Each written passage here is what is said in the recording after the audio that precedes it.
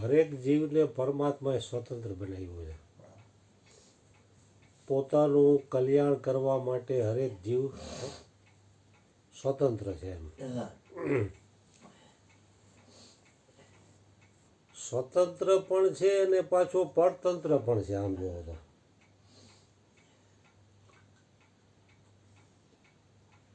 એક ભજનમાં કીધું, હે ખુદા તેરા हर फैसला मुझे मंजूर है, पर सामने तेरे तेरा बंदा बहुत मजबूर है. એટલે પરમાત્માએ સ્વતંત્ર પણ બનાવ્યો છે અને પાછો પરતંત્ર પણ છે. કારણ કે હરેક વ્યક્તિ ઈચ્છે છે પોતાનું કલ્યાણ, પણ બધા એ માર્ગે હાલી શકતા નથી. કારણ કે પૂર્વની કાંઈ ને કાંઈ એની કમાઈ હોય એ વ્યક્તિ જ આ માર્ગે હાલી શકે છે.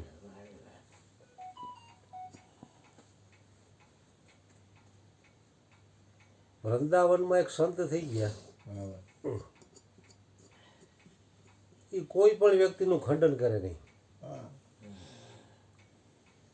એ સવારે ખડમાં બેઠા હોય, એમાં કોઈ વ્યક્તિ આવીને એમ કે બાપુ આને આ દુખાવો છે વર્ષોથી મટતો નથી, તો ખડ હોય ને એ આમ તોડી દે, એટલે આને વાટીને પી જાય. પેટનો દુખાવો હોય, માથાનો હોય, કમરનો હોય, ગોઠણનો હોય, કોઈ પણ દુખાવા, અને ઓલા લોકો એને વાટીને એનો રસ કરીને પીએ એટલે એને સારું થઈ જાય. તો કોકે પૂછ્યું, બાપુ આ તમામ રોગની તમે એક જ દવા આપો છો તો કેવી રીતે મટે છે? તો કે શરીર એ પંચભૂતનું છે, અને આ હું ખડ જે આપું છું એ પંચભૂતનું. એ કે મારાથી કંઈ થતું નથી, પણ કે સામેવાળી વ્યક્તિની શ્રદ્ધા છે ને એ કામ કરે. એની પાસે કોઈ વ્યક્તિ આવે કે બાપજી હું હનુમાનજીનો ભક્ત છું, તો એનું ખંડન ન કરે. વાહ, હું હનુમાનજીનો ભક્ત છો. હનુમાનજી એટલે નૈષ્ઠિક બ્રહ્મચારી. રામ કાજ બીનું મોહે કા વિશ્રામ. આવા અનન્ય નિષ્ઠાવાળા હનુમાનજીનો ભક્ત તું, બહુ સારું કહેવાય. તારી ઉપર હનુમાનજીની બહુ મોટી કૃપા છે. તો એ વ્યક્તિ ત્યાં હોય તો ત્યાંથી એને આગળ કેમ જવું એના ઉપર જે સત્સંગ આપે એને.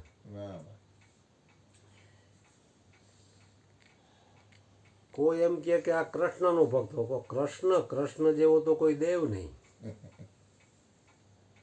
કૃષ્ણમ વંદે જગદગુરુમ. એ કે એને કેવી ગુરુની ભક્તિ કરી, એને ગુરુએ ઇન્કલાબ આપ્યો કે તું જગદગુરુ થઈને પૂજાશ. તો એ કૃષ્ણમાં એ વ્યક્તિ જ્યાં હોય ને એમ એની નિષ્ઠા મજબૂત કરી દે. એમ કોઈ પણ દેવી દેવતાને માનતો હોય તો એનું ખંડન ન કરે. એમ રામ સુખદાસે પણ કીધું, ખંડન મંડન સે હાની. કારણ કે ખંડન કરવાથી સામેવાળાને કે આપણને કોઈ પણ પ્રકારનો ફાયદો નથી.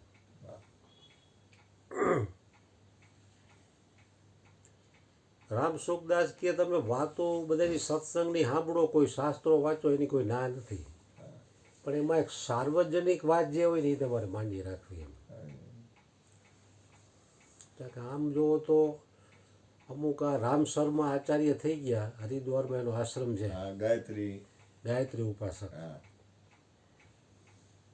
હું ઘણા ટાઈમ પહેલાં અહીંયા ગયો હતો, ત્યારે 2 કલાક બેઠો હતો. એકદમ શાંત વાતાવરણ, આખું આમ પેક કરીને આખું ગુફા જેવું બનાવેલું છે, સુગંધિત પાછું, અને અંદર ભોજન પ્રસાદનું બધું ચાલુ જ હોય. એમ શું ચાલુ હોય? ભોજન પ્રસાદ આખું આમ ને આખું પેક કરેલું છે ને, અંદર આખી આ હિમાલયની ગુફા ટાઈપનું કરેલું છે, અને સ્ટેપ બાય સ્ટેપ આમ પાટિયા રાખેલા. એમાં બે માણસોને ધ્યાન કરવું તો બેસી જાય. તો બધા સમૂહમાં ગયા એટલે આપણે જાજી વાર બેસી ન ગઈ, બધાને હારે હાલવું પડે ને. વિશાળ જગ્યામાં આશ્રમ હરિદ્વારમાં. ભારત માતાની બાજુમાં જ છે. હા, ભારત માતાની બાજુમાં. બાપુ ગયા નથી પણ બાપુને ખબર નથી. આખા વિશ્વમાં હોય જ બીજું કોઈ છે ને કોઈનું ભજન કરતો નથી. હા, હું જ છું પછી કોનું ભજન કરું? પૂરું થઈ ગયું. બાપા લાકડી ગાયનું ભજન છે ખબર? જો કોઈનું ભજન કરું તો હરજીવન હરી કરા ફાય છે ખબર? કોઈનું ભજન નહીં કરવાનું. તું છો તારે છોડીને કાંઈ નથી. વાત થઈ ગઈ પડી. કોઈનું ભજન નહીં પછી વાત ક્યારે? ત્યાં સુધી પહોંચી જાય પછી ને.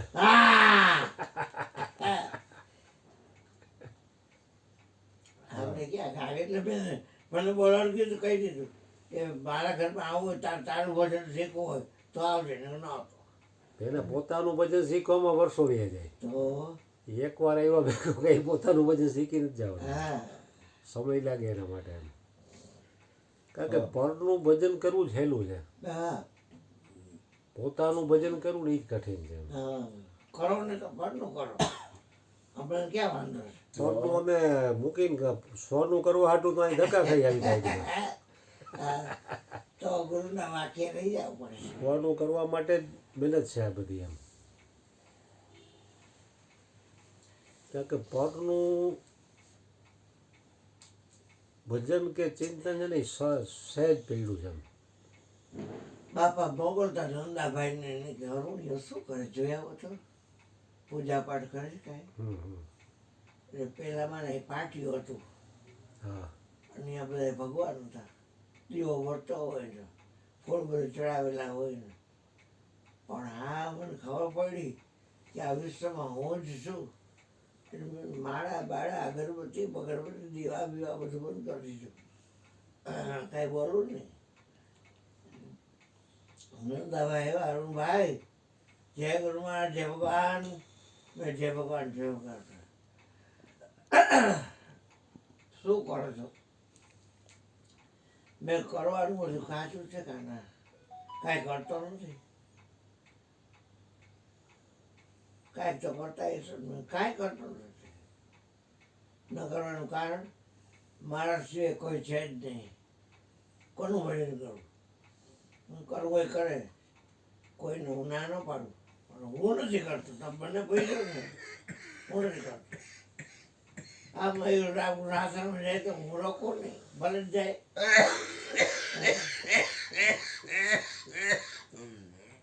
ભલે ધ્યાન ધરે. મને ધ્યાન ધરતો જોઈ જાવ તો તમારી ધોકો ને મારી બેહણી. કોનું ધ્યાન ધરવું? બે છે. ધ્યાન ધરો ધોકો દહેજ વાયો કોઈ નિંદર થાય. કોઈ હરિયમ મરિયમ કાંઈ કરવા ક્યાંય જતો નથી. સગન લાઈ ગયો તો વર પછી ખૂબ કર્યું. ગુરુજી તારે જગો જગ જાય. અરે અરે જળ સાહેબ બ્રહ્માંડમાં એક નિરંતર વાળુંગા નિંદે હરકા ભેદ કરુંગા. ગુરુજી કા ગોળ લાગે આવુંગા. બસ હા હા તારી જાય હરજીવન તારી જાય. હા બોલો બોલો બોલો. અરે અરે તમે સારું રહ્યો. ખડ દીધું ચૂડ દીધું. હા એ પછી હરિદ્વાર વાળા ભજન હા ટાટવાળા બાપાનું ખોલા બાપાનું બહુ સરસ તમને આવડે વાત. હા એ સંત કોઈનું ખંડન કરે નહીં, ખાલી એક ખડ ખેંચીને આપે ને લસોટી પીએ એટલે રોગ મટી જાય. એટલે બધાએ કહ્યા તમે કઈ રીતે આ મટાડો છો? તો કે હું આમાં કાંઈ કરતો નથી. કે સામેવાળી વ્યક્તિની શ્રદ્ધા અને વિશ્વાસ છે ને એ જ કામ કરે છે. અને શ્રદ્ધા અને વિશ્વાસનો બનેલો છે આ જીવ. એની શ્રદ્ધા જ એનું કામ કરતી હોય છે.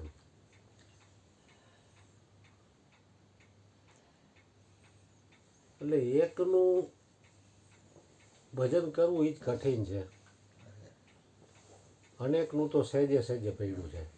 એકનું કરવામાં, પોતાનું ભજન કરવામાં જ પુરુષાર્થની જરૂર છે. એમ હરેક વ્યક્તિ પોતપોતાની રીતે મહેનત તો કરી જ રહી છે. એમ કારણ કે પોતાનો પુરુષાર્થ અને ભેગી ભગવત કૃપા ત્યારે વ્યક્તિ સફળ થાય છે. નહીતર પુરુષાર્થ તો આખું જગત કરે, છતાં એના પાસા ઉલટા જ પડે છે એમ. કારણ કે પુરુષાર્થ અને ભેગવી પાછી ગુરુની કે ગોવિંદની કૃપા ભેગી જોઈએ, ત્યારે એ વ્યક્તિ સફળ થાય છે. આ જગતની કોઈ પણ લૌકિક ચીજ પ્રાપ્ત કરવી હોય તો પેલા વ્યક્તિ ઈચ્છા કરે કે મારે આમ કરવું. પેલા તો મનમાં ઈચ્છા જ આવે કે આમ ને આમ કરવું, ધંધો કરવો, ફેક્ટરી બનાવી, 4 વ્હીલ લેવી.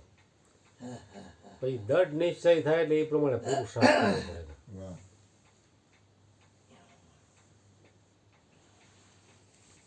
અને પુરુષાર્થ કર્યા પછી પણ જો નસીબ એનું ચડિયાતું હોય ને તો એ સફળ થાય એમાં. જગતની કોઈ પણ લૌકિક ચીજમાં પહેલાં ઈચ્છા, પછી એ પ્રમાણેનો પુરુષાર્થ, અને પછી જો એનું નસીબ હોય ને તો એ સફળ થાય એમાં. હવે એ થઈ લૌકિક વસ્તુની વાત, કારણ કે જે ટકવાની નથી એમાંય આટલી મહેનત કરે ત્યારે એ મુક્તિ સફળ થાય છે. પણ પરમાત્મા પ્રાપ્તિ હાવ હેલી છે એમ. ખાલી એને એકને પામવાની તીવ્ર લગ્ની જો લાગી જાય, તીવ્ર ઈચ્છા એની હોય ને તો એનો બેડો પાર થઈ જાય. એમાં પછી એને ઈચ્છાની જરૂર નથી કે પુરુષાર્થની પણ જરૂર નથી. પણ એનામાં જો તીવ્ર તડપ હોય તો એ વ્યક્તિ પહોંચી જાય છે. ભગવાન કહે ને કે ગુરુ કર્યા પણ ગરજ નહીં તો ગરજ વિના જ્ઞાન ક્યાંથી થાવે. આજે કોઈ પણ શિષ્ય શરણે આવ્યો ગુરુના, તો ગુરુનો તો ભાવ છે એનું કલ્યાણ કરવાનું, પણ શિષ્યની થોડી ગરજ તો હોવી જોઈએ કે નહીં. પોતાનું કલ્યાણ માટે એની થોડીક મહેનત તો જોઈએ ને એમ. એટલે પરમાત્મા પ્રાપ્તિ જો એની તીવ્ર ઈચ્છા અને લગ્ની હોય તો પછી એને પુરુષાર્થની કે એમાં નસીબની જરૂર નથી. કારણ કે પરમાત્માએ મનુષ્ય દેહ આપ્યો એ એની પ્રાપ્તિને લાયક છે એટલે તો મનુષ્ય જન્મ આપ્યો. એ તો બીજી 84 લાખ યોનિઓમાંથી કાંઈ જન્મ ન આપ્યો, મનુષ્ય જન્મ આપ્યો. એને ખબર છે કે આ મારી પ્રાપ્તિનો અધિકારી છે એટલે જ એને મનુષ્ય જન્મ આપ્યો. છતાંય મનુષ્ય જો પોતે પોતાને દિનહીન સમજે કે એ તો બાપજી કરીએ કે આપણું કામ નહીં, તો એ પોતાના પગ ઉપર કુહાડો મારવા જેવી વાત છે. કારણ કે હરેક વ્યક્તિ પરમાત્મા પ્રાપ્તિમાં હરેક વ્યક્તિ સ્વતંત્ર છે. કારણ કે જે કાંઈ કરેલું છે એ ફોગટ જતું નથી. ગીતામાં પણ કીધું કામ કરતો જા, હાથ મારતો જા, મદદ તૈયાર છે. કર્યા વગર કંઈ મળતું નથી ને કરેલું ફોગટ જતું નથી. આપણા અરુણ બાપુને બાપાનો સંગ થયો એની પહેલાં કેટલી એને મહેનત કરી કે રામનાથ 12 વર્ષ ગયા, અહીંયા દેવી દેવતાઓની પૂજા, આવું ભાખરિયાન સાકરિયાન ઓલાન કેટલા વાર વર્દોલા કર્યા, તો 25 વર્ષ પહેલાં કાં બાપાનો સંગ ન થયો? જે સમય થવાનો તો એ સમય જ થયો. તો અટાણે કોઈ વ્યક્તિ કીર્તન કરતી હોય, નામ જપ કરતી હોય, માતાજીના ગરબા ગાતો હોય તો એનો અમુક પીરિયડ હોય, ત્યાં સુધી એટલું કરે પછી જ આગળ વધી જાય. પરબારો ન વધી શકે. બાપાએ તમને શું કીધું? તમને ઉપદેશ કરીશ, તમારો ઉપદેશ કરીશ, બીજું કઈ જાતો નથી. અને બીજા જેને માનતા હોય ને આપણે એને શું માથા પર એનો યોગ આવતા આપણી જેમ ચડી જાય. કારણ કે જેટલા જે કાંઈ સાધનો છે ને, જપ તપ ધ્યાન સુમિરન કીર્તન, એ બધાય પરમાત્મા પ્રાપ્તિ સુધી લઈ જવા માટેના સાધનો છે. પણ એ વ્યક્તિને ત્યાંથી એના તમે કીધું ને ગુણ કર્મ સ્વભાવ એની પ્રકૃતિ પ્રમાણે હાલવાનો, એટલે એ પ્રમાણે જે હાલે. પણ એ એમાં હાલે જાય તો આગળ જતા એને બીજો રસ્તો મળી જવાનો આગળ. પોતાની મૂળ સ્થિતિમાં આવી જાય. પોતાની મૂળ સ્થિતિમાં આવી જાય. કારણ કે હાઈલો જાય છે ને એ જ તરફ ડગલા માંડે. કોઈ દાન કરતો હોય, કોઈ સેવા કરતો હોય, કોઈ ભજન કરતો હોય, કોઈ એકાંતમાં રહેતો હોય, વાહ. તો એ એની મોજ છે. હા ભાઈ હા. એટલે હરેક વ્યક્તિ એ જ માર્ગે હાલી રહ્યો છે. આમ જુઓ તો તમામ નદીઓ છે ને સમુદ્રમાં જ મળે છે. ગતિ તો એ તરફ જ થઈ રહી છે એમ, હારી હારી. વહેલા મોડી, હા પણ મળશે તો સમુદ્રમાં જ એમ, હા. ચાહે તો મૂળમાં જ જાય તો મૂળમાં જ એમ.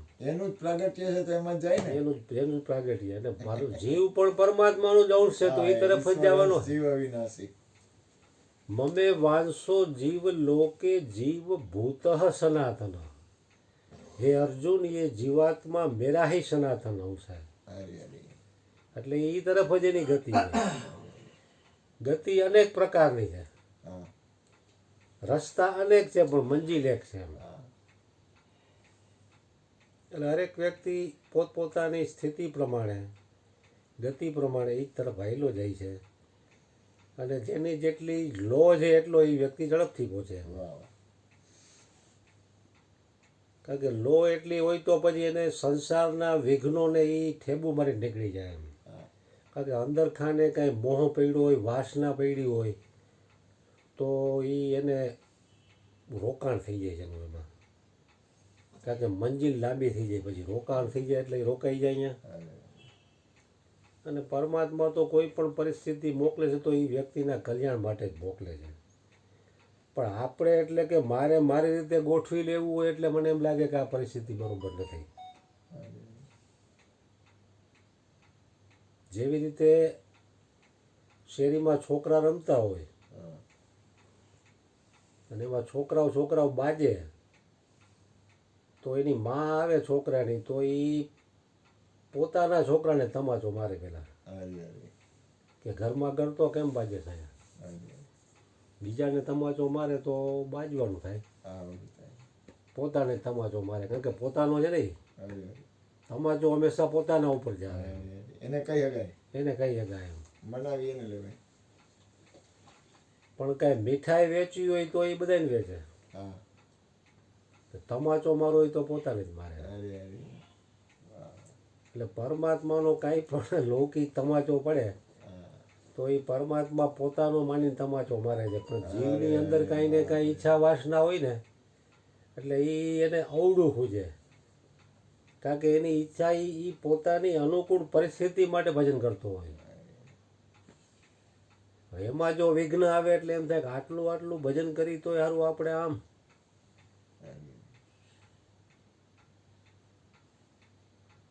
પણ એની જો એટલી સ્થિતિ બની ગઈ હોય તો એ પચાવી જાય એમાં. સહજતાથી થઈ જાય.